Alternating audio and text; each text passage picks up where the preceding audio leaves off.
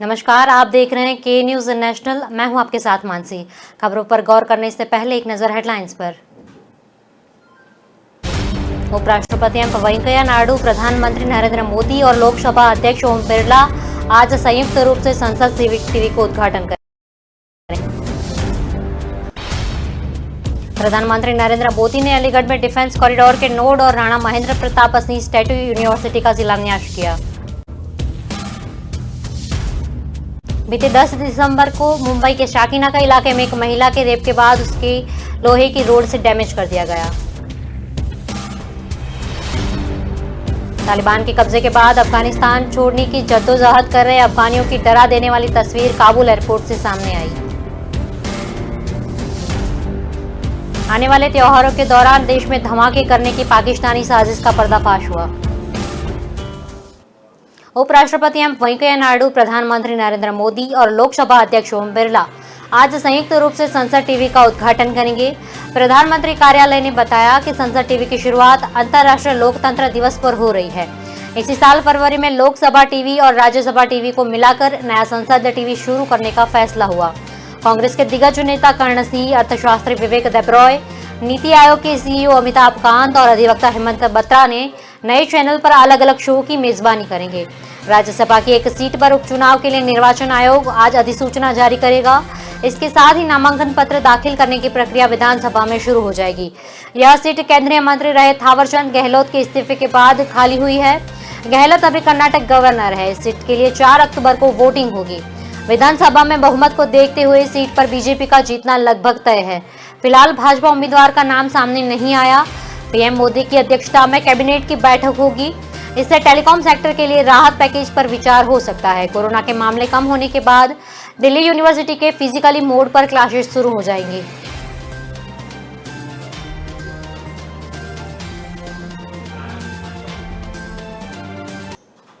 प्रधानमंत्री नरेंद्र मोदी ने अलीगढ़ में डिफेंस कॉरिडोर के नोड और राजा प्रताप सिंह स्टेट यूनिवर्सिटी का शिलान्यास किया। इस दौरान प्रधानमंत्री ने कहा कि मुख्यमंत्री योगी की अगुवाई में उत्तर प्रदेश का काफी विकास हुआ। यहाँ देश और दुनिया के हर छोटे बड़े निवेशक आ रहे हैं। ये तब होता है जब निवेश के लिए जरूरी माहौल बनता है, जरूरी सुविधाएं मिलती है। केंद्र और प्रदेश की योगी सरकार मिलकर लोगों को यह सुविधाएं देने का काम कर रही है। आज उत्तर प्रदेश डबल इंजन सरकार के डबल लाभ का एक बहुत बड़ा उदाहरण बन रहा है। घरों की सुरक्षा करता है, आज वही अलीगढ़ हिंदुस्तान की सरहदों की रक्षा करेगा। यहाँ उत्पाद बनेंगे। अलीगढ़ नोड में छोटे हथियार, drone, aerospace, metal, defence packaging जैसे उत्पादन बन सकेंगे। इसके लिए नया उद्योग लगाया जा रहा है। 100 करोड़ से ज्यादा के निवेश होंगे। ये बदलाव अलीगढ़ और आसपास के क्षेत्र को एक नई पहचान देगा। मोदी ने कहा है कि डिफेंस इंडस्ट्री के जरिए यहाँ के मौजूदा व्यापारियों को एमएसएमई का फायदा मिलेगा। गरीबों के लिए काफी बेहतर अवसर होगा। मुख्यमंत्री कल्याण सिंह आज वो जहाँ कहीं भी होंगे बहुत खुश होंगे। पीएम मोदी ने बिना नाम लिए कांग्रेस और विपक्षी दलों पर निशाना साधा। कहा, भारत का इतिहास ऐसे राष्ट्रभक्तों से भरा पड़ा है।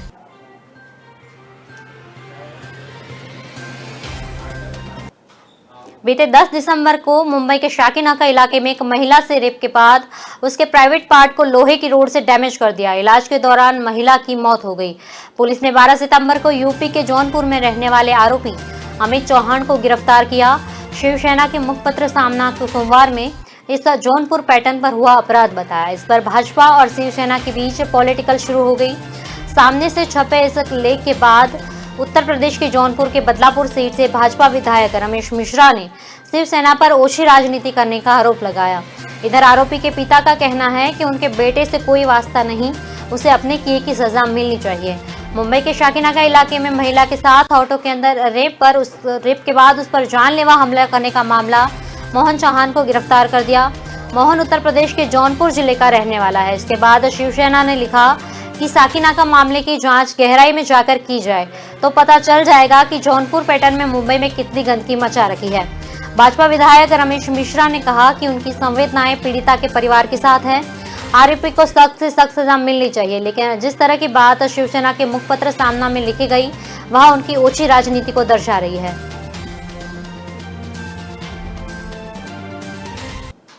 तालिबान के कब्जे के बाद अफगानिस्तान छोड़ने की जद्दोजहद कर रहे अफगानियों को डराने देने वाली तस्वीर काबुल एयरपोर्ट से सामने आई।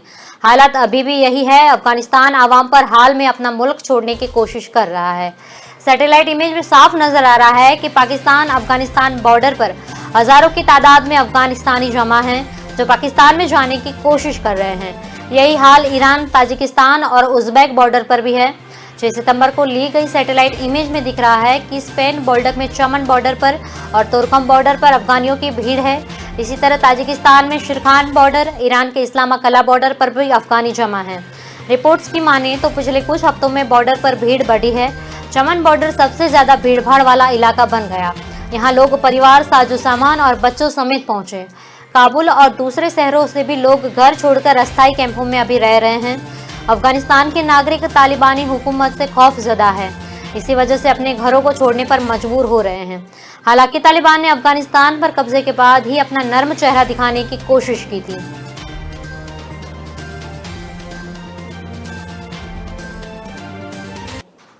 आने वाले त्योहारों के दौरान देश में धमाके कराने की पाकिस्तानी साजिश का पर्दाफाश हुआ। दिल्ली पुलिस ने 6 आतंकियों को गिरफ्तार करने, उन्हें कब्जे से भारी मात्रा में विस्फोटक और हाई क्वालिटी हथियार बरामद किए। पकड़े गए नए आतंकियों में से 2 ने पाकिस्तान में बम बनाने की ट्रेनिंग ली। पकड़े गए आतंकी दाऊद इब्राहिम के भाई अनीस के इशारे पर नवरात्रि और रामलीला के दौरान सीरियल ब्लास्ट करना चाहते थे। इधर ओडिशा के बालासोर से पुलिस ने DRDO के 4 कर्मचारियों को जासूसी के मामले में गिरफ्तार किया। चांदीपुर सेंटर में कॉन्ट्रैक्ट पर काम करने वाले ये चारों कर्मचारी गोपनीय सूचना पाकिस्तानी एजेंट को भेज रहे थे।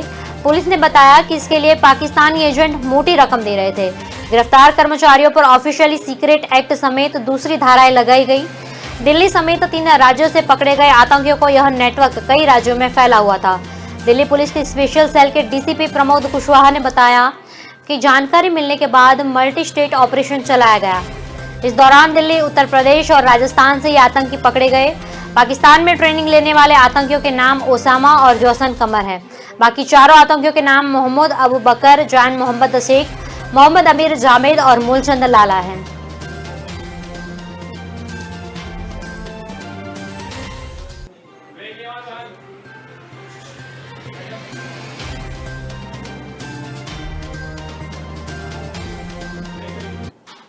फिलहाल रुकते हैं एक छोटे से ब्रेक के लिए, तब तक जुड़े रहिए के न्यूज नेशनल के साथ। इरादा बदल गया पार्टनर,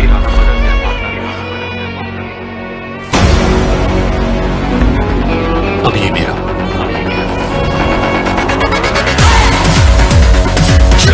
इरादे में दम,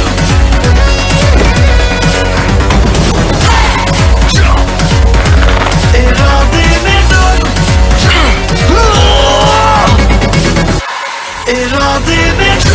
इरादे में इरादे स्ट्रॉन्ग होने चाहिए।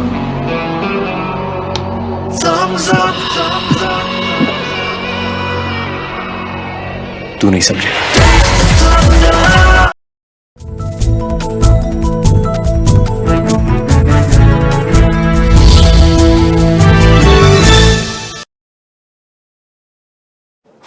ब्रेक के बाद आपका स्वागत है। तो देखते हैं आगे की खबरें। राष्ट्रपति भवन में मंगलवार को केंद्रीय मंत्रिपरिषद की बैठक हुई। प्रधानमंत्री नरेंद्र मोदी की अध्यक्षता में हुई इस बैठक का चिंतन शिविर का नाम दिया गया। यह मीटिंग राष्ट्रपति भवन के ऑडिटोरियम में हुई। आमतौर पर मंत्रिमंडल की बैठक राष्ट्रपति भवन में आयोजित नहीं होती। सूत्रों के मुताबिक इस मीटिंग में प्रधानमंत्री ने अपने मंत्रियों की सादगी अपनाने की नसीहत दी। मोदी ने कहा, सादा जीवन ही सबसे बेहतर है। इससे पहले मंगलवार को ही पीएम मोदी ने अलीगढ़ में डिफेंस कॉरिडोर के नोड और राजा महेंद्र प्रताप सिंह स्टेट यूनिवर्सिटी का शिलान्यास किया। इस दौरान प्रधानमंत्री ने कहा कि मुख्यमंत्री योगी की अगुवाई में उत्तर प्रदेश का काफी विकास हुआ है। प्रदेश का काफी विकास हुआ। यहाँ देश और दुनिया के हर छोटे बड़े निवेशक आ रहे हैं। ये तब होता है जब निवेश के लिए जरूरी माहौल बनता है, जरूरी सुविधाएं मिलती है। केंद्र और प्रदेश की योगी सरकार मिलकर लोगों को यह सुविधा देने का काम कर रही है। आज उत्तर प्रदेश डबल इंजन सरकार के डबल लाभ का एक बहुत बड़ा उदाहरण बन रहा है।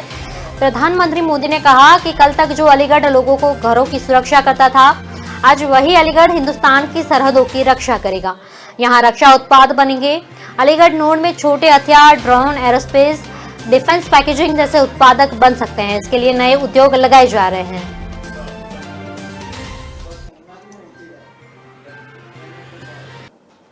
कोरोना संक्रमण से अपने पेरेंट्स को खोने वाले बच्चों को मिलने वाले स्टाइपेंड में 2000 रुपए की वृद्धि हो सकती है।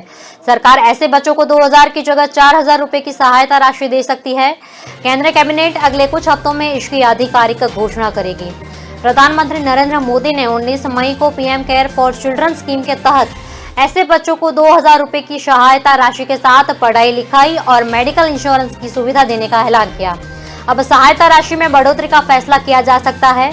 एक वरिष्ठ अधिकारी ने बताया कि केंद्र महिला और बाल विकास मंत्रालय ने अनाथ बच्चों को मिलने वाले स्टाइपेंड को 4000 रुपए करने का प्रस्ताव किया।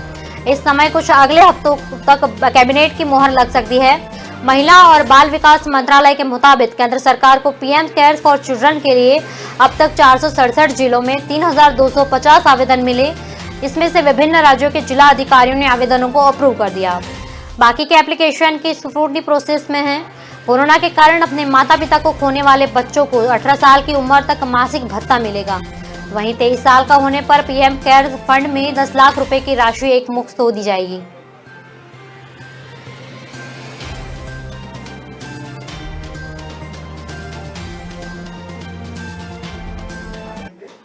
करनाल के बाद दिल्ली सिंधु बॉर्डर पर भी किसानों ने अपना रवैया नरम कर दिया। किसान आंदोलन के 9 महीने बाद प्रशासन की गुजारिश पर NH 44 को एक तरफ से खोलने को तैयार किया गया। कहा जाता है कि इस गतिरोध को खत्म करने का रास्ता करनाल से ही खुला है। सुप्रीम कोर्ट के आदेश के बाद सोनीपत उपायुक्त ललित सिवाय मंगलवार को कुंडली सिंधु बॉर्डर पर किसानों के बीच पहुंचेंगे।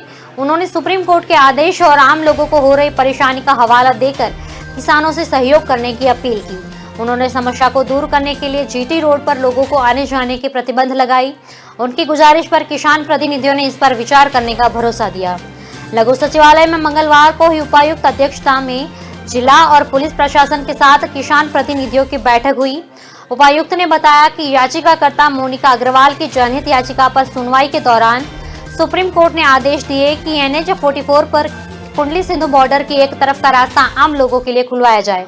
उपायुक्त के कहने पर किसान प्रतिनिधियों ने कहा कि एक और का रास्ता छोड़ देंगे, लेकिन उन्हें वैकल्पिक जगह दिलाई जाए। किसान प्रतिनिधियों ने कहा कि दिल्ली की ओर से हाईवे बंद किया जाना चाहिए और दीवार खड़ी करना बड़ी समस्या है।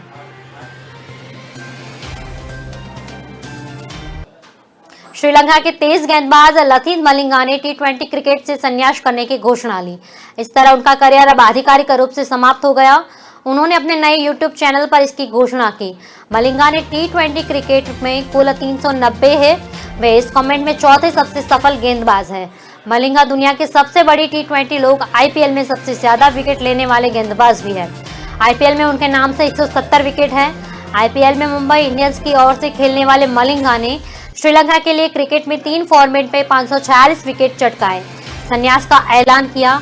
हालांकि वह इसके बाद श्रीलंका की ओर से T20 इंटरनेशनल मैच खेलते रहेंगे। मलिंगा T20 इंटरनेशनल क्रिकेट के सबसे ज्यादा सफल गेंदबाज हैं। उन्होंने 84 T20 मैचों में 20 की औसत से 117 विकेट ली। हालांकि उनका यह रिकॉर्ड जल्दी ही टूट सकता है।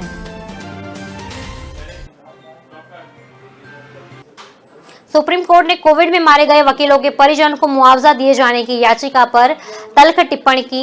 याचिका दाखिल करने वाले वकील से कोर्ट ने कहा कि आपकी जान दूसरों की जान से ज्यादा कीमती नहीं है, ऐसे हम आपको इससे अलग नहीं मान सकते। सुप्रीम कोर्ट के वकील ने 10,000 रुपए का जुर्माना भी लगाया। सुप्रीम हाई कोर्ट में यह याचिका वकील प्रदीप कुमार यादव ने लगाई। यादव ने याचिका में कहा कि 60 साल के कम उम्र के उन वकीलों के परिजन को 50 लाख रुपए का मुआवजा दिया जाए जिनकी जान कोरोना संक्रमण के चलते या किसी अन्य वजह से हुई। इस याचिका पर justice DY Chandrachud, justice Vikram Nath ने बेंच ने सुनवाई की। ये पब्लिक इंटरेस्ट वाली याचिका नहीं है बल्कि पब्लिसिटी इंस्टेंट वाली याचिका है। इस पर एडवोकेट यादव ने कहा कि मैं ये याचिका वापस लेता हूं और बेहतर आधार पर अगली याचिका दाखिल करूंगा। इस पर कोर्ट ने 10,000 का जुर्माना लगाते हुए कहा कि भविष्य में वकील इसी तरह की याचिकाएं न दाखिल करे, इसके लिए हम जल्द कदम उठाएंगे। हम आपको अपवाद नहीं मान सकते। कोविड की वजह से बहुत सारे लोगों की जान गई है। किसी वकील की जान दूसरों से ज्यादा कीमती नहीं हो सकती। हम पहले ही उन सभी लोगों के लिए मुआवजे की बात कह चुके हैं जिनकी जान कोरोना के चलते हुई। फिलहाल रुकते हैं एक छोटे से ब्रेक के लिए, तब तक जुड़े रहिए के न्यूज नेशनल के साथ।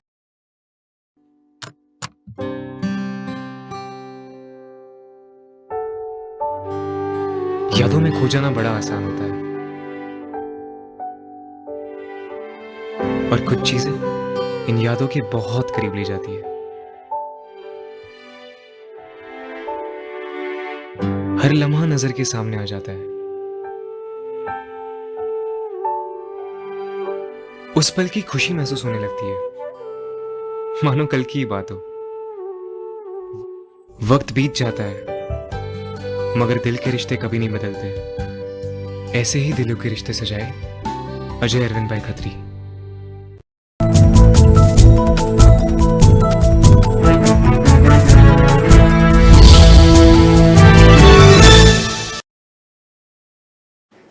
ब्रेक के बाद आपका स्वागत है। तो आगे की खबरें के ध्यान दें तो प्रधानमंत्री नरेंद्र मोदी मंगलवार को अलीगढ़ पहुंचे। प्रधानमंत्री ने यहां डिफेंस कॉरिडोर नोड और राजा महेंद्र प्रताप सिंह स्टेट यूनिवर्सिटी की नींव रखी। इस दौरान यूनिवर्सिटी और डिफेंस से जुड़ा था, लेकिन विधानसभा चुनाव की आहट भी तो थी। अपने सिग्नेचर स्टाइल में मोदी ने भी एक किस्सा सुनाया। मोदी ने अलीगढ़ के तालों और मुस्लिमों का लिंक अपने गाँव से जोड़ा। उन्होंने कहा कि हमारे गांव में एक मुस्लिम महाशय ताला बेचने आते थे और उनकी मेरे पिताजी से बहुत अच्छी बनती थी। अपनी स्पीच के दौरान मोदी भावुक हुए।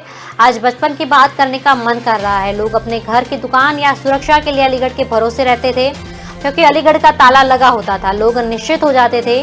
करीब 55-60 साल पुरानी बात है। अलीगढ़ से ताले के एक सेल्समैन थे, एक मुस्लिम मेहरबान थे। वह हर 3 महीने में हमारे गाँव आते थे। वह काली जैकेट पहनते थे। मुस्लिम महाशय सेल्समैन होने के नाते अपना ताला व्यापारियों के पास रख कर जाते और 3 महीने बाद फिर आते तो पैसे लेते आते थे। अगल बगल गाँव में भी यही करते थे। मेरे पिताजी ने उनकी अच्छी दोस्ती थी। दिन भर जो पैसे वसूल करके लाते थे वो मेरे पिताजी के पास छोड़ जाते थे।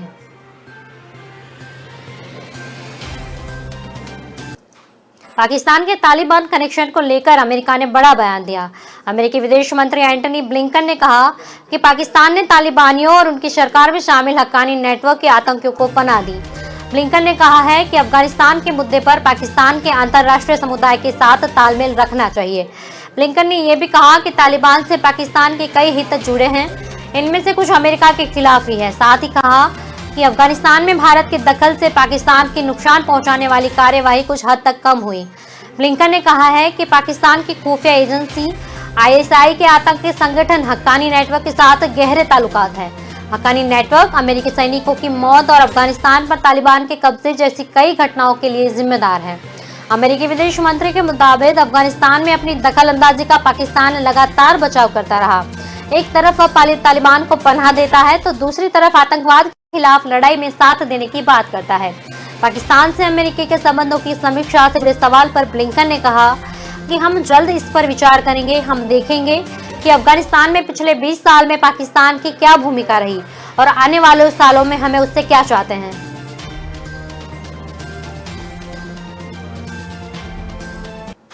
अफगानिस्तान में तालिबान हुकूमत आने के बाद ज्यादा उत्साहित नजर आ रहे पाकिस्तान को अमेरिका ने वार्निंग दी। अमेरिका ने पाकिस्तान की इमरान सरकार के साफ कह दिया कि तालिबान जब तक अपने 2 बड़े वादे पूरे नहीं करता तब तक पाकिस्तान उसे मान्यता न दे। पहला वादा महिलाओं और लड़कियों को हक देना है। दूसरा, अफगानिस्तान छोड़ने के इच्छुक अफगानियों को इसकी मंजूरी देना। पाकिस्तानी नेता कई बार इन दोनों वादों को पूरा करने का भरोसा दिला चुके हैं। हालांकि धरातल पर सच्चाई कुछ और ही है।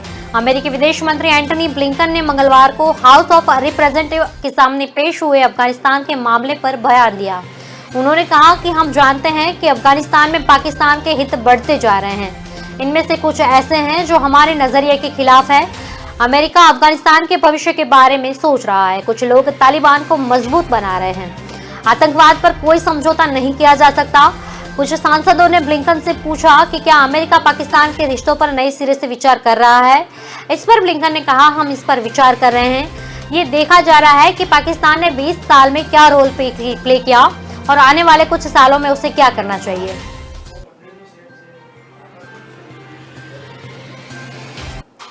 चीन के दक्षिण पूर्वी प्रांत फुजियान में कोरोना वायरस के नए बार फिर से अटैक किया। चीन के नेशनल हेल्थ कमीशन के मुताबिक फुजियान के पुतियान शहर में स्थित एक स्कूल में 36 बच्चों की रिपोर्ट पॉजिटिव आई।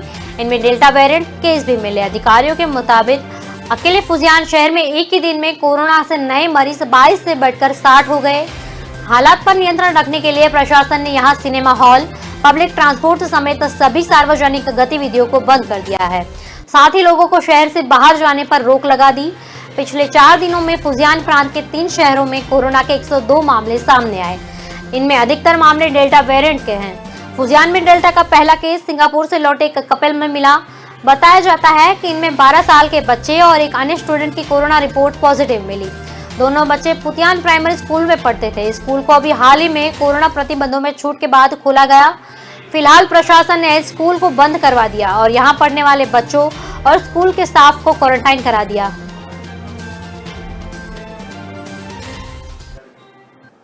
हिमाचल प्रदेश के मुख्यमंत्री जयराम ठाकुर को हाईकमान ने प्रदेश भाजपा के पदाधिकारियों के साथ दिल्ली बुलाया। इससे हिमाचल के राजनीतिक गलियारों में चर्चाएं शुरू हो गई, क्योंकि रविवार को ही मुख्यमंत्री दिल्ली से लौटे थे। वहीं कुछ दिन पहले गुजरात के मुख्यमंत्री के इस्तीफा देने के बाद हिमाचल में भी चर्चाओं का बाजार गर्म रहा। दिल्ली में भाजपा हाईकमान ने मुख्यमंत्री जयराम ठाकुर और भाजपा पदाधिकारियों के साथ बैठक की। इसमें प्रदेश प्रभारी अविनाश राय खन्ना, संजय टंडन, संगठन मंत्री पवन राणा और हिमाचल भाजपा अध्यक्ष सुरेश कश्यप भी मौजूद रहे। भाजपा से जुड़े सूत्रों के अनुसार दिल्ली में भाजपा राष्ट्रीय अध्यक्ष जगत प्रकाश नड्डा के साथ बैठक में सरकार व संगठन के रिपोर्ट में कार्ड रखे गए। साथ ही इन पर कोई चर्चा भी हुई। वहीं प्रदेश सरकार के मंत्रियों की अब तक की परफॉर्मेंस भी रखी गई। यह भी देखा गया है कि क्या मंत्री उम्मीदों के अनुरूप कार्य कर पाए हैं या नहीं। अपेक्षा के अनुरूप मंत्रियों के कार्य नहीं कर पाने की स्थिति में मुख्यमंत्री समक्ष मंत्रिमंडल की फेरबदल में विकल्प खुले रख गए। पार्टी आलाकमान ने सत्ता व संगठन से जुड़े सभी विषयों पर पूरी तरह से अमल करने का निर्देश किया। यह भी चर्चा है कि कोर ग्रुप की बैठक में लिए गए निर्णयों पर अब तक कितना अमल हुआ है।